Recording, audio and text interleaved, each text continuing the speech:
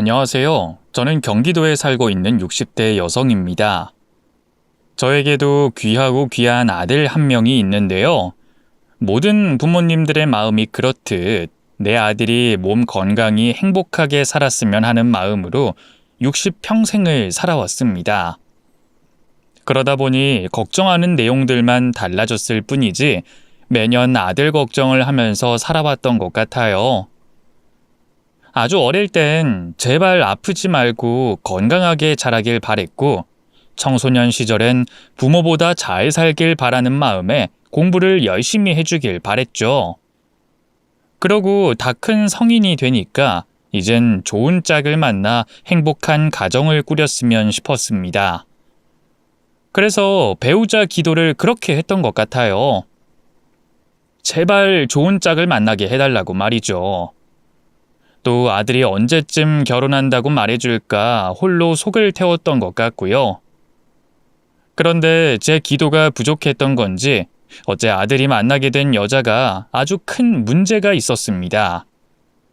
하마터면 정말 큰일을 치를 뻔했었죠. 그 이야기를 오늘 이곳에서 해보려 합니다. 우리 모자가 겪은 영화 같은 이야기를 말이죠. 젊은 시절 남편을 만나 가정을 꾸렸을 때만 하더라도 저는 단란하고 행복한 가정을 꿈꿨습니다. 하지만 그런 저의 바람은 이루어지지 못했네요. 남편이 사고로 세상을 떠나며 저와 어린 아들 단둘이 남게 됐거든요. 그렇게 남편이 세상을 먼저 떠나버리고 저는 그 후로 홀로 아들을 키우며 악착같이 살아야 했습니다. 부모가 제 자식 책임지는 건 당연한 일이지만 어디 여자 혼자 아이 키우는 게 쉬운 일이었겠습니까? 그러다 보니 저는 밖에서 무시 안 당하려 독하게 살면서 먹고 살기 위해 별별 고생을 해왔습니다.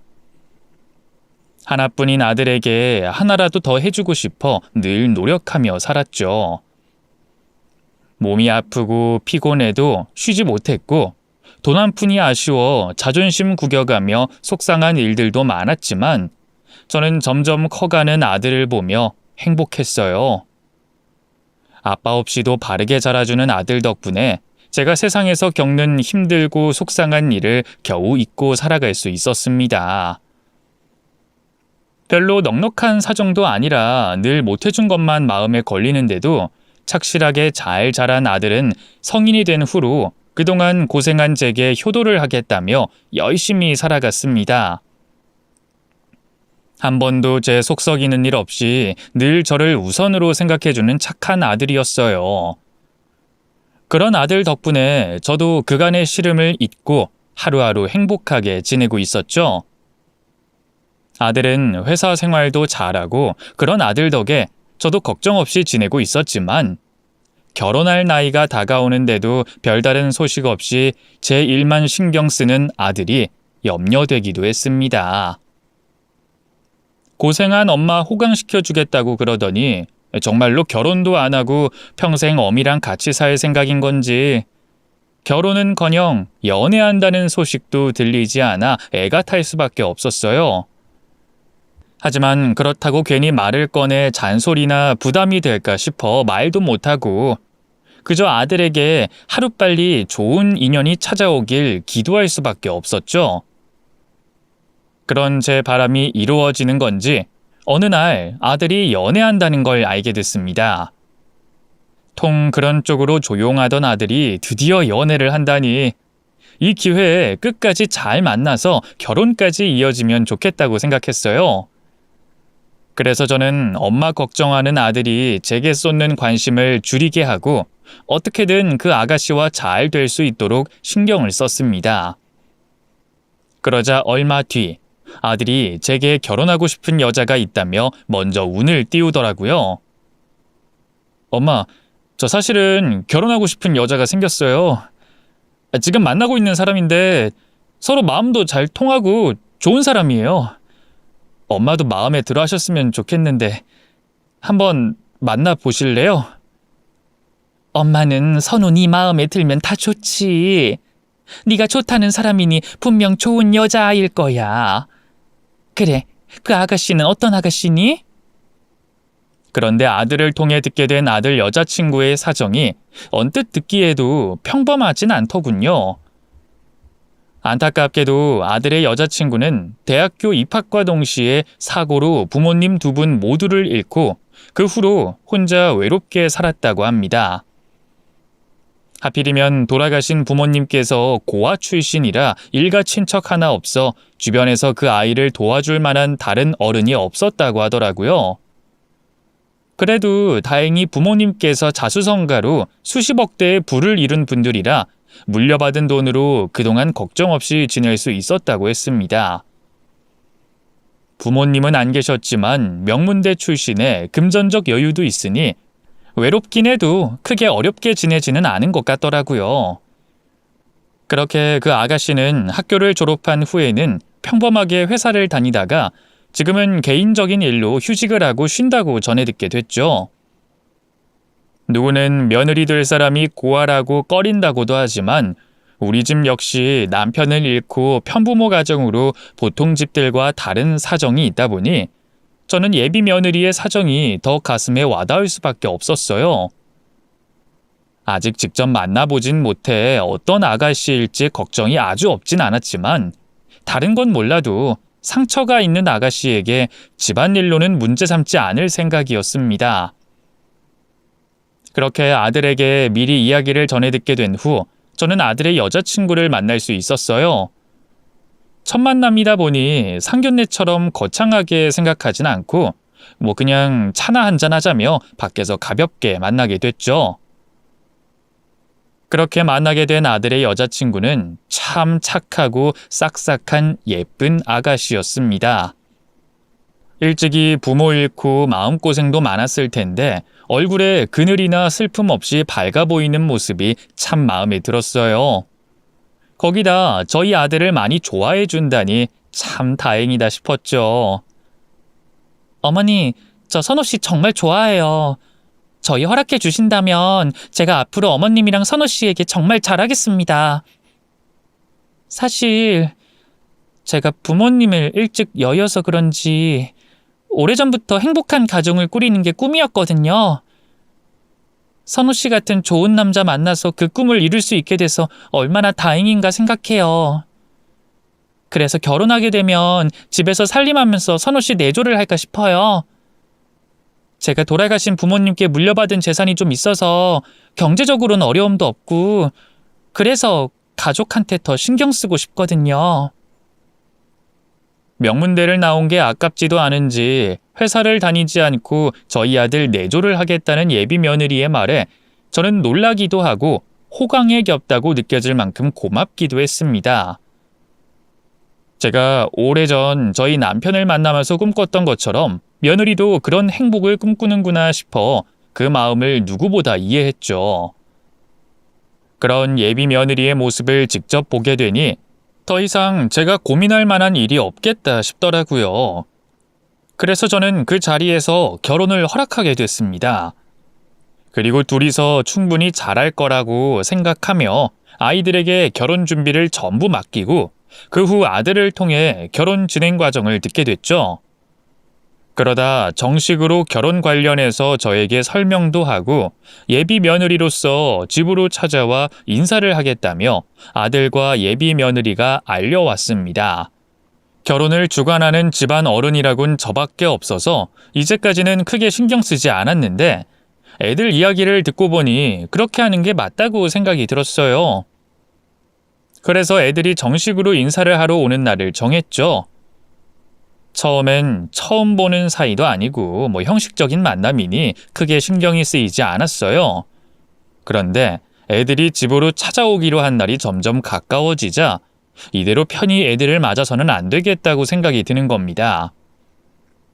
귀한 손님으로서 며느리가 집을 찾아오는 거였으니 제대로 된 대접을 해야 되겠다고 생각이 든 거죠.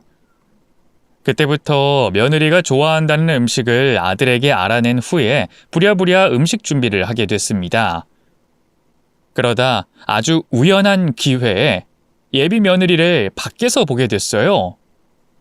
밖에서 그것도 우연히 예비 며느리를 보게 되니까 더 반가운 마음이 들었습니다. 여태까지 객지에서 아들과 단둘이 살아오다 보니 내 가족이 될 새로운 사람을 밖에서 만난다는 게 설레고 기분 좋은 일이었으니까요. 그 반가운 마음에 며느리에게 아는 척을 하려고 했는데 이 사람이 많은 번화가에서 그런지 며느리가 제 목소리를 못 들었던 것 같습니다. 그래서 제 목소리를 못 들은 며느리를 부르려고 뒤를 쫓아가게 됐는데 그때 이상한 모습을 목격하게 된 거예요. 며느리가 여성 전용 술집이 있는 상가로 들어가는 모습이었어요. 2층짜리 건물에 며느리가 계단을 올라가고 있었으니 그 술집으로 들어간다고 생각할 수밖에 없었죠. 제가 나이가 들어 젊은 사람들의 유흥에 대해서 잘 알진 못했지만 시사 프로나 뉴스를 통해 며느리가 들어간 그곳이 어떤 곳인지는 대충 짐작이 됐습니다. 그래서 믿을 수가 없었어요. 곧 결혼을 앞둔 며느리가 남성들이 나오는 여성 전용 술집으로 들어간다는 게 말이죠.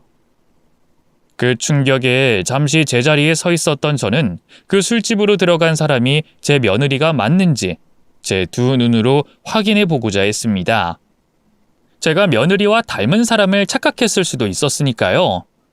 그래서 상가와 마주보는 반대편 도로 앞에서 며느리라고 생각했던 여자를 무작정 기다리게 됐죠. 몇 시간 동안을 도로 끝에 앉아 기다렸을 만큼 제가 목격했던 여자가 며느리는 아니길 빌었습니다. 하지만 잔뜩 술에 취한 채 술집 남자 종업원의 어깨에 기대어 밖으로 나오는 며느리를 보게 되며 제 기대는 산산조각이 나버렸죠. 그때까지 제가 알고 있던 며느리가 맞나 싶었습니다. 그날 밤 여성 전용 술집에서 나오는 여잔 부모님을 사고로 잃고도 꿋꿋이 바르게 자라온 명문대 모범생의 며느리와는 전혀 다른 모습의 사람이었으니까요. 아무렇지 않게 외간 남자의 몸을 만지는 며느리를 제 두 눈으로 보고 난 뒤로는 어쩔 수 없이 며느리에 대해 의심할 수밖에 없었습니다. 이제까지 제가 보고 들은 며느리의 모습은 좋은 면만 보여주려는 의도된 모습일지도 모른다고 생각하면서 말이죠. 하지만 단 하룻밤의 일로 모든 걸 속단할 수는 없었어요. 그래서 우선은 지켜보기로 했습니다. 며칠 뒤 약속한 날짜에 아들과 예비 며느리가 제 집으로 찾아왔고 저는 아무런 일이 없었다는 것처럼 평소대로 행동했어요. 그러면서도 그날 밤 제가 본 며느리의 모습을 떠올리며 며느리에게 몇 가지 질문을 하게 됐죠. 그런데 유리 너는 네 친구들과 결혼 전에 처녀 파티 같은 거 안 하니? 저번에 TV 보다가 우연히 봤거든. 우리 때야 그런 게 없었는데 요즘 젊은 사람들은 같이 모여서 처녀 파티 한다며? 혹시 내가 잘못 알고 있나? 처녀 파티 그건 나쁜 말인가?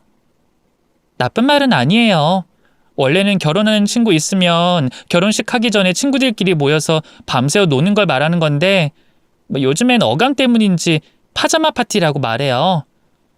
어떤 사람들은 클럽도 가고 술도 마시면서 결혼하면 못하게 될 유흥을 즐기기도 하는데 조용히 호텔방 빌려서 친구들끼리 기념하고 노는 경우도 많아요. 저도 친구들과 호텔에서 맛있는 거 먹고 사진 찍으면서 보내려고요. 그런 거지? 아이고, 난 말하면서도 내가 잘못 말했나 싶어서 당황할 뻔했네. 그런데 유리 너는 그렇게만 놀아도 되겠어? 이제 결혼하면 친구들하고 술 먹는 것도 클럽이나 나이트 다니는 것도 힘들 텐데 꼭 그런 데는 남자 때문에 가는 것도 아니잖아. 친구들과 놀고 춤추러 가기도 할 테니까. 전 술 먹는 것도 싫어하고 그런 곳에서 괜히 남자들과 엮이는 것도 싫어하거든요. 굳이 그런 곳까지 제 발로 찾아가서 문제될 만한 상황 만들 필요는 없잖아요. 아유, 그래도 젊은 때만 즐길 수 있는 건데 내 나이 되면 가고 싶어도 놀고 싶어도 못 가고 못 놀거든. 에이, 엄마. 유리는 다른 여자애들과 달라요. 남자, 술, 유흥 이런 거에 얼마나 칼 같은데요. 제가 유리 만나게 된 것도 정말 기적 같은 일이라고요. 학교 다닐 때도 그렇고 회사 다닐 때도 술집 이런 곳 일절 안 다니고 남자들 고백 죄다 거절했다니까요. 그래서 클럽 못 갔다고 친구들하고 술 조금 더 못 마셨다고 아쉬워할 유리가 아니에요. 그러니까 걱정하지 마세요. 맞아요. 선우 씨 말처럼 제가 너무 놀 줄 몰라서 그게 아쉬운 일일지도 모르겠어요. 굳이 그렇게까지 놀아야 하나 싶기도 하고요. 며칠 전 제가 봤던 모습과 달리 며느리는 다시 요조숙녀가 돼 있었습니다. 느낌이 싸했어요. 그런 며느리의 모습을 보면서 안심이 되긴커녕 오히려 더 불안해졌습니다. 저렇게 아무것도 모르는 순진한 모습으로 제 질문에 대답하는 며느리를 보게 되니 분명 꼭꼭 숨기고 있는 모습이 더 있을 거라고 생각한 거죠. 남일도 아니고 내 아들과 관련된 일이니 그냥은 넘길 수 없었어요. 그래서 직접 며느리를 뒷조사하기로 마음먹었습니다. 우선 며느리 뒤를 따라다니며 미행을 했지만 아들과 결혼 준비로 바쁜 탓인지 저번 밤처럼 수상한 행동을 하진 않았어요. 며느리는 아들을 만나는 시간을 제외하곤 대부분의 시간을 집에서만 생활했죠. 다른 방법을 이용해 며느리가 어떤 아이였는지 확인을 해야 됐습니다. 그렇게 다른 방법을 생각하다가 떠올린 방법이 며느리의 학교 친구들을 만나보는 거였죠. 대학 친구에서부터 점점 내려가다 보면 며느리의 숨겨진 모습을 확인할 수 있을 거라고 생각했습니다. 그런데 대학 친구에서부터 유년 시절 친구들까지 며느리의 여러 친구들을 만나본 결과 다른 수상한 점을 알아낼 수 없었어요. 제 예감이 틀렸던 건지 별것 아닌 내용들만 확인하게 됐죠. 물론 며느리가 저에게 말했던 것과 다른 점들은 있었습니다. 그런데 누구신데 유리에 대해서 물어보시는 거예요? 아, 나 유리 시어머니 되는 사람이에요. 별건 아니고 유리에 대해서 궁금한 점이 몇 가지 있어서 확인하고 싶거든요. 유리 시어머니 되신다고요? 그럼 유리가 결혼을 한 거예요? 언제요? 아직 결혼을 한 건 아니고 곧 우리 아들과 결혼할 거예요. 그런데 유리 대학교 친구 중에 가장 친하다고 들었는데 유리 결혼 소식은 못 들었나 보죠? 제가 듣기론 거의 친자매처럼 지냈다고 하던데. 학교 다닐 때 친했던 건 맞는데요. 유리가 휴학하면서 주변 사람들하고 연락을 싹 다 끊고 지금까지 연락이 없어서요. 그때부터 지금까지 근황을 모르고 있었어요. 네? 휴학이요? 혹시 무슨 이유 때문인지 아세요? 그게 소문으론 병가라고 듣긴 들었는데 확실한 이유는 아무도 몰라요. 그리고 몇 년 있다가 후배들도 모르게 자퇴를 했으니. 네? 그럼 유리가 대학에 입학하기만 하고 졸업한 건 아니라는 말이에요? 네, 자퇴했으니 대학 졸업을 못했죠. 모르셨어요? 대학을 졸업했다는 말과 달리 며느리는 대학 입학 후 학교를 정상적으로 다니다 갑자기 어느 날 돌연 휴학을 했다고 했어요. 자세한 이유는 친구들도 잘 모른다고 했지만 휴학서를 작성할 당시 병가로 알린 것을 봐선 몸에 문제가 있었을 거라고 추측하고 있었죠. 그리고 그때부터 대학 친구 누구도 며느리와 연락이 되지 않는다고 했습니다. 그리고 연락이 되지 않았던 건 다른 친구들도 똑같았어요. 며느리와 가장 오래된 사이라는 친구 역시도 몇 년 전부터 유리와 연락이 되지 않는다고 말했죠. 하지만 그것 외에는 모든 게 며느리와 아들에게 들었던 내용 그대로였습니다. 부모님께서 수십억 대의 자산가도 맞았고 사고로 일찍이 돌아가시게 되며 그 모든 재산을 며느리가 상속받았던 것도 맞았습니다. 또 며느리가 학창시절 내내 바르고 모범생이었다고 친구들 모두 입을 모아 말했죠. 굳이 다른 모습이 있다고 한다면 대학 휴학을 하기 전까지 며느리의 모습을 기억하는 친구들 모두 며느리가 소심하고 조용한 성격이라고 말을 했어요. 그런데 제가 며느리를 가까이에서 봤을 땐 밝고 쾌활한 외향적인 성격이었죠. 결국 제게 거짓말했던 대학건과 달라진 성격의 모습을 제외하면 대부분의 말들이 사실이었습니다. 달라진 성격이야 어떤 일을 계기로 변할 수도 있었고 저와 제 아들을 가족으로 생각해 친구들에게 보여줬던 모습보다 더 편한 모습을 드러낼 수도 있었어요. 대학 졸업을 했다고 거짓말을 했던 것도 크게 문제 삼고 싶진 않았습니다. 사실 대학 입학이 힘들지 졸업이 힘든 건 아니었으니까요. 또 결혼 후 아들 내조를 하겠다는 며느리의 대학 졸업장 여부가 뭐 그렇게 중요할까 싶었습니다. 하지만 제가 그날 밤 봤던 며느리의 모습과 휴학까지 하게 된 병명에 대해서는 좀 더 확인을 해봐야 할 것 같았죠. 두 가지 모두 결혼할 제 아들에게 큰 영향을 끼칠 수 있는 일이었으니까요. 그래서 조금만 더 며느리에 대해서 알아보자는 생각으로 뒤를 쫓게 됐죠. 그러다 예비 며느리가 수상한 남자를 만나는 걸 직접 목격하게 됐습니다. 사람이 사람을 만나는데 어떻게 수상할 수가 있겠어요. 그런데 남자를 만나는 며느리의 모습도 이상했고 며느리를 만나는 수상한 남자 역시 평범한 사람처럼 보이진 않았죠. 우선 며느리가 이상하다고 느끼게 됐던 건 외출하면서 온몸을 꽁꽁 숨기는 것처럼 옷을 입고 나왔다는 이유였어요. 지금까지 며느리의 뒤를 쫓아다니면서 확인한 바로는 노출을 했으면 했지 자신을 숨기는 것처럼 옷을 껴입진 않았습니다. 그런데 그 남자를 만나는 날은 그렇게 춥지도 않은 기온임에도 불구하고 옷과 모자, 스카프 등으로 온몸을 칭칭 감싸고 있었죠. 그리고 그런 며느리를 만나는 남성은 한눈에 봐도 평탄한 삶을 살아온 사람처럼 보이지 않았습니다. 다른 사람들의 시선을 신경 쓰지 않는다는 것처럼 화려한 패턴의 셔츠를 입고 언뜻 드러나는 문신들과 험악한 인상까지 누가 보더라도 조폭 또는 어두운 일과 관련된 사람이라는 걸 알 수 있을 정도였었죠. 그런 사람과 만남을 가지는 며느리의 모습은 수상하게만 보일 수밖에 없었습니다. 그래서 이번에만큼은 제가 모르고 있던 며느리의 다른 모습을 확인할 수 있겠다고 생각하며 발각될 위험을 감수하면서까지 가까이 접근하게 됐죠. 두 사람이 만나 이야기를 나누고 있던 카페 뒷자리에 앉았던 거예요. 그리고 조심스럽게 대화를 나누고 있는 두 사람의 이야기를 엿듣게 됐죠. 굳이 이렇게까지 하지 않아도 될 텐데 또 의뢰를 맡긴 걸 보면 큰일 있나 봐요. 언제부터 남의 일에 신경 쓰기로 한 거예요? 작업만 하는 사람이 의뢰인 개인사까지 알아서 뭐 하려고? 아니, 한 번도 아니고 두 번이나 이렇게까지 작업을 의뢰하니까 궁금해서요. 그리고 내가 저번에도 말했지만 작업해준 민증으로도 충분히 정식 절차 받아도 된다니까. 그런데 또 이렇게 작업을 의뢰하니 내 입장에선 내 실력을 믿는 건가 아니면 안 믿는 건가 궁금하잖아요.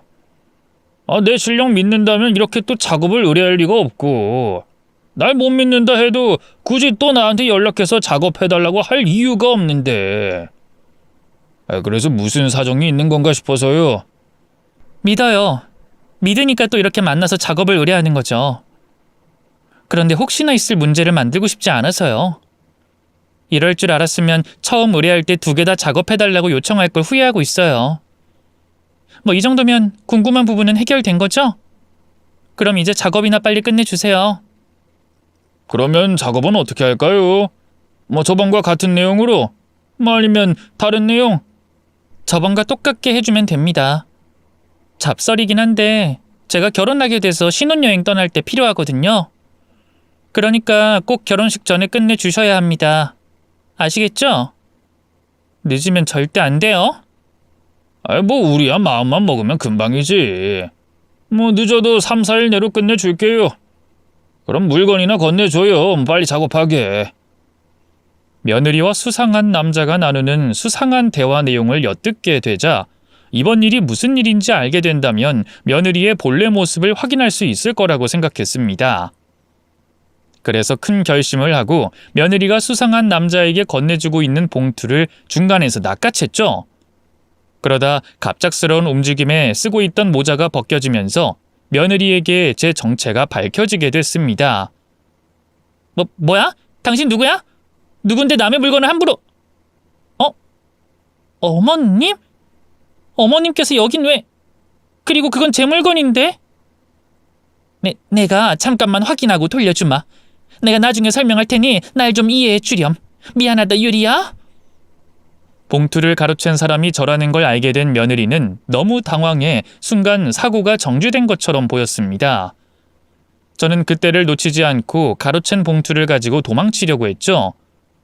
하지만 나이든 몸뚱어리로는 제 생각처럼 움직여지지 않았고 젊은 며느리에 비해 너무 굼떴습니다. 재빠르게 도망을 치려고 했지만 결국에 며느리에게 붙잡히게 된 거죠. 그때부터 어떻게 해서든 그 봉투를 가지고 도망치려는 저와 제게서 그 봉투를 빼앗기지 않으려는 며느리 간의 실랑이가 벌어지게 됐습니다. 어머님, 지금 뭘 하시는 거예요? 이게 어떤 물건인지 아시고 이런 짓 벌이세요? 얼른 손 놓으세요. 제 개인적인 물건이라고요. 내가 왜 이러는지 이해가 안 되겠지만 정말 잠깐만 확인 좀 해보려고 한다. 확인만 하고 돌려줄 테니 날 좀 이해해줘. 그러니까 어머님께서 왜 제 물건을 확인하려고 하시냐고요?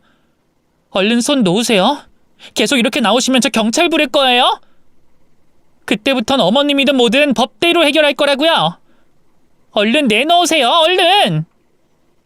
갑작스러운 제 행동에 놀라고 기분이 나쁠 순 있었습니다만 며느리는 필요 이상으로 흥분한 모습을 보였습니다. 욕만 하지 않았을 뿐이지 목소리와 표정 모두 저를 잡아먹을 것처럼 보였죠. 그런 모습의 며느리가 더 수상하게만 보였습니다. 거기다 저와 며느리 때문에 사람들의 시선이 집중되자 자신의 정체가 알려져서 좋을 게 없다는 것처럼 며느리와 수상한 대화를 나누던 남자는 자리를 떠나고 있었죠. 두 사람의 이상한 행동이 저에겐 더더욱 확신을 가지게 만들었고 이번 기회를 놓쳐서 안 된다는 생각에 죽을 힘을 다해 저를 잡고 있던 며느리를 뿌리치고 카페를 떠났어요. 그리곤 가빠지는 숨을 참으며 며느리를 피해 달아났죠. 며느리가 있던 카페에서 멀리 도망쳐 나온 저는 곧장 택시를 타고 그 지역을 벗어났습니다. 그리곤 달리는 택시 안에서 서류 봉투를 확인하게 됐죠. 서류 봉투 안에는 여권이 하나 있었어요. 그런데 그 여권이 좀 이상했습니다. 분명 제 며느리의 이름과 생년월일이 적혀져 있는데 여권 사진 속 여성은 제가 처음 보는 여자였어요. 그러니까 며느리의 여권인데 며느리 사진이 없었던 겁니다. 며느리 사진을 대신하고 있는 그 낯선 여자가 도대체 누군지 궁금할 수밖에 없었어요. 처음엔 며느리가 성형수술을 한 것을 숨기려고 이런 행동을 한 건가 싶었습니다. 그런데 이 성형을 숨기기 위해 한 행동이라고 결론 짓기엔 말이 안 되는 부분이 너무 많았어요. 성형을 했다고 하기엔 며느리 얼굴과 사진 속 여자의 얼굴이 너무나도 달랐습니다. 어느 얼굴이 원래 얼굴이라고 해도 도저히 상상되지 않는 얼굴이었죠. 또 이 성형이라는 게 본래 예뻐지거나 불편한 부분을 고치려고 하는 수술인데 두 얼굴 모두 어떤 얼굴이 더 낫다고 평가하기 힘들었어요. 그리고 성형했다고 한들 신혼여행 전까지 충분히 시간이 있는 상황에서 굳이 새로 여권을 신청하지 않고 수상한 작업을 의뢰하는 게 설명되지 않았죠. 그러다 보니 점점 한 가지 결론으로 모든 의심이 몰리기 시작했습니다. 하지만 제 머릿속에 있는 생각을 섣불리 결론 지을 순 없었어요. 확인이 필요했죠. 그래서 며느리의 과거 친구들을 다시 찾아가게 됐습니다. 제 생각이 맞다면, 며느리가 숨긴 내용이 이 여권 속에 있다면 그걸 확인시켜줄 사람이 며느리의 오랜 친구들이라고 생각했죠. 그리고 그렇게 만나게 된 며느리의 친구들에게 놀라운 이야기를 듣게 됐어요. 처음 그 여권을 며느리 친구들에게 보여줬을 땐 하나같이 이상한 점이 없다고 말해왔습니다. 자신들이 알고 있는 친구 김유리가 맞다고 했죠. 유리 맞아요. 생일도 맞고요. 이 여권에서는 전혀 이상한 점이 없는데. 왜 그러세요? 아니, 이 얼굴이 맞다고요? 확실해요? 네, 제가 유리랑 몇 년 친구인데 잠깐 몇 년 못 봤다고 얼굴을 못 알아보겠어요? 이 여권 사진 유리 맞아요. 잠깐만요. 그럼 이 사람은 알아보겠어요? 혹시 이 얼굴이 김유리라고 하면 맞는 것 같아요? 성형했다고 가정하더라도. 에이, 이 사람은 한눈에 봐도 유리가 아니죠. 그리고 아무리 성형을 심하게 했다 해도 어떻게 이 얼굴이 이렇게 변하겠어요? 예쁘고 안 예쁜 걸 떠나서 얼굴 골격부터 다른데. 그런데 혹시 제가 알고 있는 유리랑 아주머니께서 알고 계신 유리랑 다른 사람인 건가요? 아까부터 말씀하시는 걸 들어보니 서로 다른 사람을 유리라고 생각하는 것 같은데. 제 휴대폰 속 며느리의 얼굴을 본 친구들은 모두 사진 속 여자가 자신들의 친구인 김유리가 아니라고 했습니다. 혹시 사진이 이상하게 나왔나 싶어서 다른 사진들도 보여줬지만 절대 친구 유리일 리가 없다고 말했어요. 성형했다고 가정을 해도 말이죠. 그제야 모든 것이 뚜렷해졌습니다. 제가 알고 있던 며느리는 여권 속 김유리가 아니었어요. 며느리가 누구인지 아직까진 알 수 없었지만 우리 모자에게 말해왔던 김유리가 아니라는 건 확실했었죠. 당장 아들에게 이 사실을 말해줘야 했습니다. 곧 결혼을 앞두고 있었으니 시간이 없다고 생각했죠. 그 길로 아들이 근무하고 있는 회사로 찾아가며 전화를 걸었어요. 그리고 제가 겪은 말을 짧게 설명했죠. 하지만 역시 제 이야기를 듣게 된 아들은 제 말을 믿지 못했습니다. 엄마, 갑자기 무슨 일이세요? 너 지금까지 속고 있었어. 유리 걔 진짜 김유리가 아니라고. 그 여자애가 누군진 모르겠지만 네가 알고 있는, 또 내가 너와 그 여자애에게 들은 김유리는 아니야. 지금 내가 유리 친구들에게 직접 확인하고 가는 길이다. 지금쯤이면 그 여자애도 내가 자신의 정체를 알게 됐다는 걸 눈치챘을 거야. 당장 그 여자애 잡아야 해. 자기 정체를 숨긴 애랑 너랑 나에게 무슨 짓을 했을지도 몰라. 엄마가 지금 네 회사로 가는 중이니까 너도 회사에 급한 일이라고 둘러대고 나와. 그 여자애 도망치려고 해도 너희 신혼집에서 짐 챙기려고 할 테니 나랑 같이 너희 신혼집으로 가자. 엄마가 가는 길에 모두 설명할게. 엄마, 무슨 말씀하시는 거예요? 전 이해가 하나도 안 돼요. 그러니까 지금 제가 알고 있는 유리가 그 유리가 아니라는 말씀이죠? 엄마, 진짜 갑자기 왜 그러세요? 엄마가 하는 말이 믿기지 않고 말도 안 된다는 거 알아. 그래서 지금 너한테 먼저 가고 있는 거야. 확인시켜 주려고. 제발 엄마 말 이번 딱 한 번만 믿고 회사 앞으로 나와 있어라. 엄마가 다 설명해 줄게. 다행히 착한 아들은 제 말을 믿지 못하면서도 제가 걱정돼 회사 앞에 나와 있었습니다. 아들 차로 옮겨 탄 저는 곧장 신혼집으로 출발하자고 말하고 아들에게 며느리에게서 가로챈 여건과 이제까지 겪고 듣게 된 내용들을 설명해 줬죠. 아들은 여건과 제 이야기를 듣고도 반신반의하는 모습이었어요. 결혼까지 결심한 여자였으니 함부로 판단을 내릴 수가 없었겠죠. 아들의 반응은 충분히 이해가 됐습니다. 어차피 사실인지 아닌지는 며느리를 붙잡아 확인하면 되는 거였으니 우선은 다른 말하지 않고 아들과 며느리가 결혼 전 미리 구한 신혼집으로 향하게 됐죠.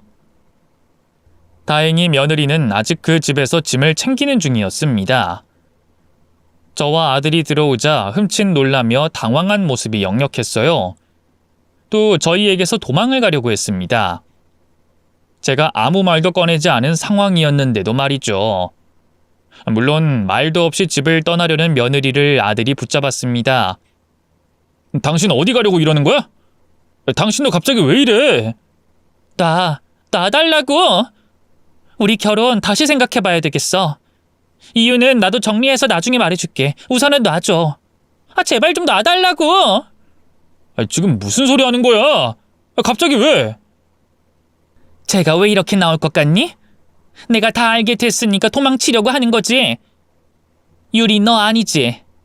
너 도대체 정체가 뭐야? 내가 너한테서 빼앗은 이 여권의 김유리, 그 여자친구들에게 확인해봤다. 그 사람들 모두 여권 속의 여자가 자신들이 알고 있는 친구 김유리라고 했다고. 그러면서 내가 널 보여주니까 김유리는 아니라면서 자신들은 널 모른다고 했어.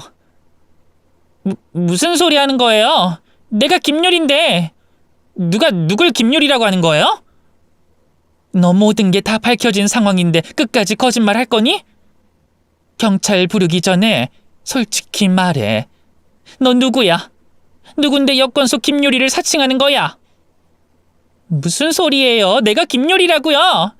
사칭하는 거면 그 사진 속 여자가 날 사칭하는 거겠죠. 또 거짓말. 이 여권이 내 손에 들어오기 전에 이미 김유리에 대해서 알아봤어.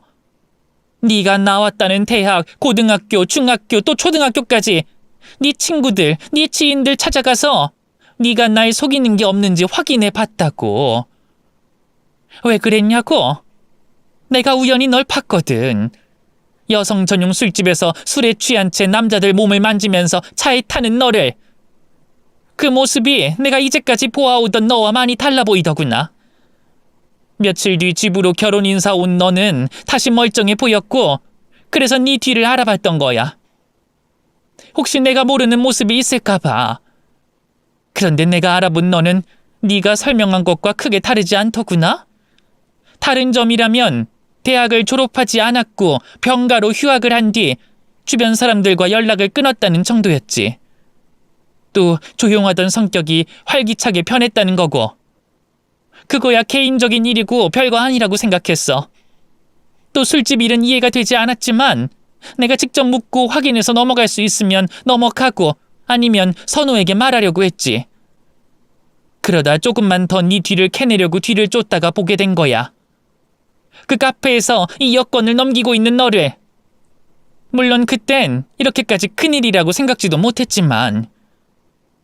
그러니까 네가 우리에게 말한 김유리가 아니라는 건 확실해. 이 정도 했으면 이제 그만 인정하고 어떻게 된 일인지 말해. 넌 누구고 무슨 이유로 김유리로 살고 있는지, 또 김유리로 우리 아들에게 접근한 이유는 뭔지. 여권을 발견하기 전부터 제가 자신을 의심하고 뒷조사를 했다는 걸 알게 된 며느리는 당황하는 모습을 보였습니다. 그리고 더 이상 이곳에 붙잡혀 있다간 모든 사실이 밝혀질 거라고 생각했는지 발악하는 모습을 보이며 자리를 떠나려고 했죠. 자신을 붙잡고 있던 제 아들에게 욕을 하고 폭력까지 휘두르면서 말이에요. 이 아줌마가 미쳐도 단단히 미쳤네. 어디서 말도 안 되는 소리를 짓거리고 있어? 그럼 내가 김유리가 아니면 누군데? 누군데 이러고 있겠냐고? 미친놈. 너는 이 말을 믿고 날 붙잡고 있니? 너 이 새끼 네 엄마가 미친 소리 짓거리면 제정신 차리게 해야지. 모자가 똑같이 미친 짓을 하고 있어? 야, 너 이것 놔. 놓으라고! 너 같은 새끼 내 인생에 필요 없어. 등신 같은 새끼. 뭣도 없는 새끼 내가 다 이해하고 양보하면서 결혼하려고 했더니 사람을 거짓말쟁이로 만들어? 야, 이 거지 새끼야. 얼른 손 놓으라고, 얼른! 내 말 안 들려? 유리야, 너 지금 뭐라고 하는 거야? 기분이 나쁠 수는 있다만 지금 이 상황에서 네가 욕하고 결혼 취소하겠다는 행동이 맞는 걸로 보여? 네 말대로 이 모든 게 말도 안 되는 헛소리라고 한다면 증명하면 되는 거잖아. 사실이 아니라고 이러한 이유로 엄마가 오해하는 거라고 밝히면 되는 거잖아. 이 여권 사진을 봐. 그리고 우리 엄마가 네 친구들에게 들었다는 말을 들어보라고. 이걸 보고 의심 안 할 사람이 누가 있겠어? 그러니까 네가 해명을 해야지. 아무 일도 아니라고. 닥치라고. 내가 이따위 의심이나 받으면서까지 너랑 결혼할 만큼 널 사랑하지 않아. 결혼 전부터 이따위 의심받는데 결혼 후에는 얼마나 더 하겠어? 미친 모자간에 내 돈 노리고 날 얼마나 피말려 죽이겠냐고. 거지 새끼들. 재산도 얼마 없는 것들이 돈 많고 잘난 내가 결혼해주겠다고 하면 감사하다고 떠받들 것이지. 놔, 이 새끼야. 안 놔? 네가 안 놓으면 내가 강제로 놓게 해줄게. 그 손모가지 병신을 만들어서라도. 이전까지 볼 수 없었던 여자친구의 모습을 보게 된 아들은 큰 충격에 빠졌고 제가 의심한 내용들을 이제는 믿는 것 같았습니다. 그래서 폭력을 쓰는 며느리를 제압하고 사실대로 말할 때까지 붙잡고 있었죠. 하지만 제가 봤을 땐 순순히 모든 사실을 털어놓을 며느리가 아니었어요. 그러니 경찰에 신고를 해서라도 며느리의 신원을 확인하고 이 모든 것이 어떤 이유에서 생긴 일인지 밝히고자 했죠. 결국 저는 며느리를 다른 사람의 신원 도용과 사칭을 했다며 경찰에 신고하게 됐습니다. 제가 경찰에 신고했다는 걸 알게 된 며느리는 그곳에서 벗어나기 위해 더 발악했고요. 아들이 더 심한 발악을 하고 있는 며느리를 잡고 있는 사이 신고를 받고 온 경찰이 집으로 찾아왔습니다. 그리고 그때부터 또 한 차례 실랑이가 벌어지게 됐죠. 제게 이제까지 있었던 일들을 듣고 여권을 넘겨받은 경찰이 며느리에게 신원 확인을 위한 경찰서 동행을 요구했고 며느리는 그런 경찰의 요구를 거부한 겁니다. 한사코 자신을 김유리라고 주장했어요. 그러면서도 뭐가 캥기는 건지 경찰서에는 갈 수 없다고 소리를 질렀죠. 문제는 김유리라고 주장하는 며느리를 강제로 경찰서에 데려갈 수 없었다는 점이었습니다. 현장 체포를 할 수도 없는 상황이었고 영장도 없었으니 말이죠. 그러다 출동한 경찰분께서 해당 사실을 알고 지내던 강력계 형사분에게 알렸어요. 그리고 그 소식을 듣고 한 걸음에 현장으로 도착한 형사분께서 큰 결심을 해주셨죠. 김유리라고 주장하는 며느리를 긴급 체포하기로 한 겁니다. 아마 형사분의 결단이 아니었다면 며느리는 그대로 도망을 쳤을 겁니다. 나중에 알고 보니 이미 기차표를 구매한 뒤였더라고요. 그렇게 긴급 체포로 경찰서에 가게 된 며느리는 조사를 받게 됐고 도착하자마자 자신이 주장하던 김유리가 아니라는 결과가 나왔습니다. 신원 확인을 위해 며느리의 지문을 대조하려 채취를 했는데 경찰 데이터베이스에 그 지문이 등록돼 있었던 거예요. 전혀 다른 사람의 이름을 가진 지문으로 말이죠.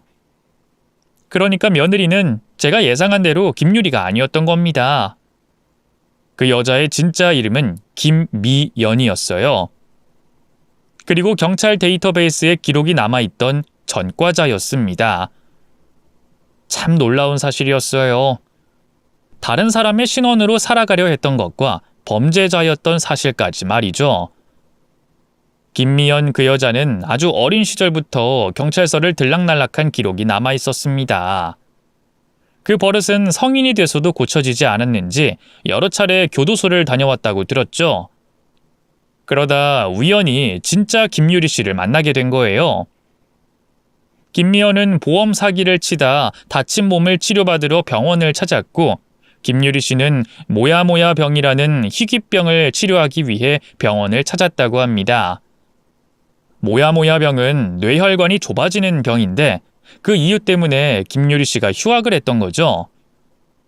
부모님 두 분을 어린 나이에 잃게 된 김유리 씨 입장에선 완치가 없는 희귀병으로 인해 평생 병원 검사를 받으며 지내야 하는 현실이 불행하게 느껴졌던 것 같습니다. 그래서 수술이 당장 필요하지 않은 상황임에도 불구하고 휴학과 동시에 주변 사람들과 연락을 끊은 거죠. 하지만 어쩔 수 없는 외로움은 어떻게 할 수 없었던 것 같습니다. 그래서 우연히 병원에서 만나게 된 비슷한 나이 또래의 김미연에게 자신의 이야기를 넋두리하듯이 말하게 됐고 김미연은 김유리 씨에게 관심을 가지게 된 거죠. 거짓말에 능숙했던 김미연은 김유리 씨가 혹할 만한 가짜 인생을 얘기한 것 같고 김미연이 자신과 비슷한 삶을 살아왔다고 생각한 김유리 씨는 마음을 열게 됐던 것 같아요. 그때부터 두 사람이 친분을 쌓았다고 했죠. 부모님 두 분을 잃고 일가 친척 하나 없는 가족 관계와 병으로 주변 사람들과의 교류까지 끊게 된 김유리 씨의 사정을 알게 된 김미연은 돈을 목적으로 한 사기를 치려 했어요. 그래서 김유리 씨를 이해하는 것처럼 의지할 수 있는 친구인 것처럼 연기를 하며 무려 2년 동안이나 가깝게 지냈다고 합니다.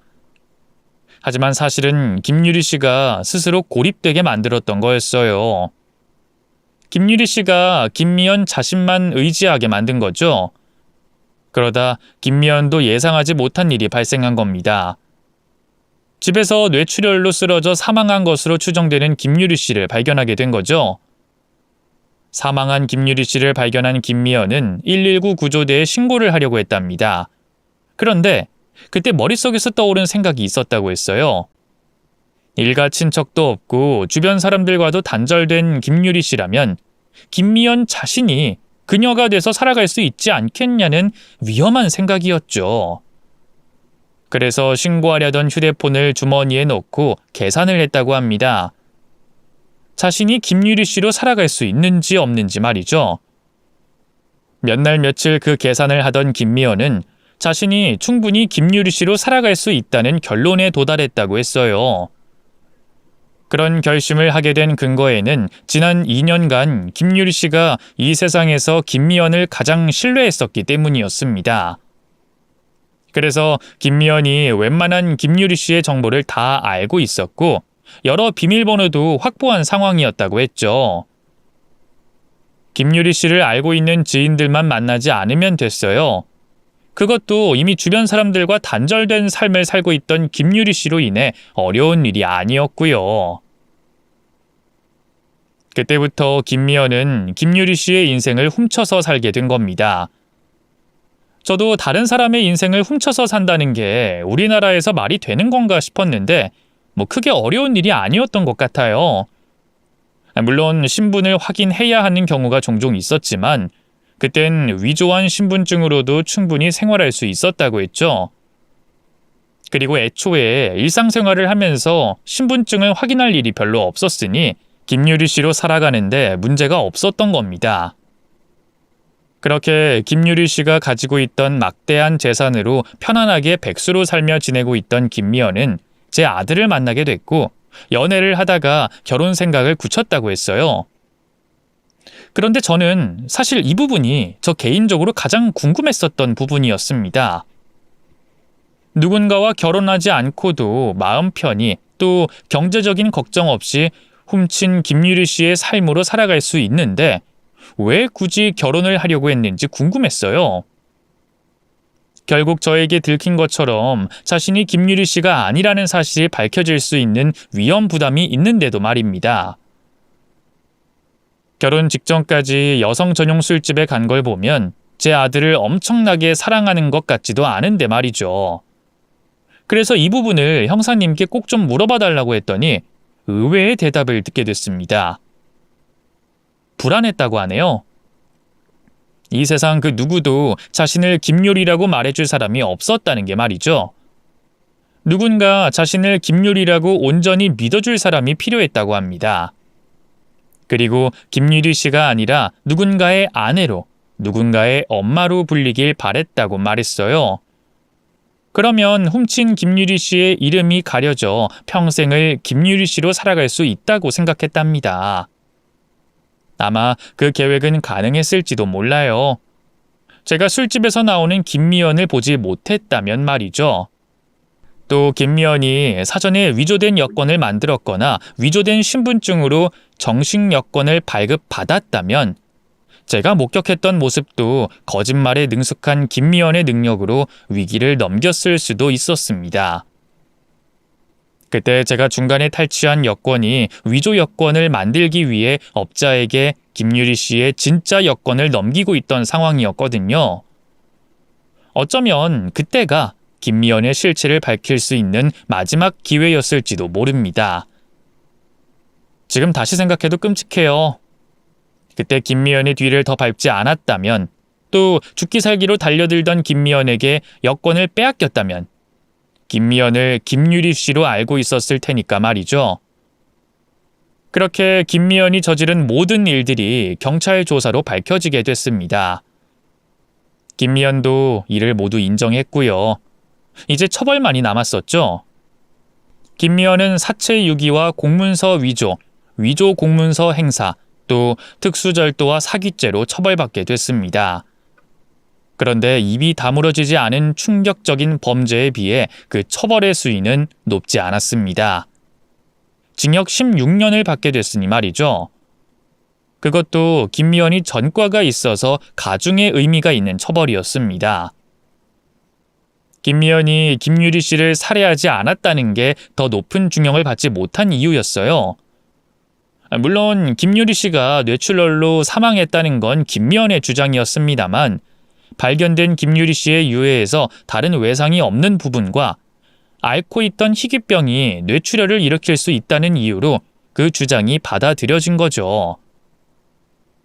뭐 짧다면 짧고 길다면 긴 처벌이었지만 저 개인적으론 김미연의 징역이 짧다고 느꼈어요. 하지만 저희 모자가 추가적으로 할 수 있는 일은 없었습니다. 그저 악랄한 그 여자가 우리 곁에서 사라진 것에 대해 안심하고 다행으로 생각해야 됐죠. 김미연이 처벌받게 된 이후 저와 아들은 꽤 긴 시간 동안 그 사건으로 놀란 마음을 진정시켜야 했습니다. 최대한 안 좋은 것들은 안 보려고 하고 좋은 것들만 보고 들으려고 했죠. 또 김미연이 떠오를 만한 행동들은 최대한 하지 않으려고 했어요. 그러다 얼마 전에서야 저도 아들도 그날의 사건을 어느 정도 잊고 평범한 삶으로 돌아오게 됐죠. 지금도 그 일이 아예 안 떠오르는 건 아닙니다만 마음에 큰 동요 없이 지내고 있는 중이에요. 아들 선호도 과거를 잊고 새로운 인연을 시작하고 있는 중이고요. 뭐 이런 일이 흔히 겪을 수 있는 일은 아니니 비슷한 일이라도 저희 모자에게 또다시 생길 거라고는 생각하지 않고 있습니다. 다만 제가 겪었던 김미연이라는 그 여자처럼 잔인하고 악랄한 인간들이 평범한 우리들 사이에 섞여 지내고 있다는 걸 여러분들께서 알고 주의하시길 바라고 있죠. 그리고 저와 제 아들과 같이 큰 일을 겪지 않으셨으면 좋겠네요. 여러분들께서는 악인에게 엮이는 일이 없길 바라며 제 사연은 여기서 마치도록 하겠습니다. 혹시 제 이야기가 너무 충격적인 이야기라 심신에 영향을 끼쳤다면 사과드리겠고요. 제 사연 끝까지 들어주셔서 감사하다는 인사 드리겠습니다. 그럼 안녕히 계세요.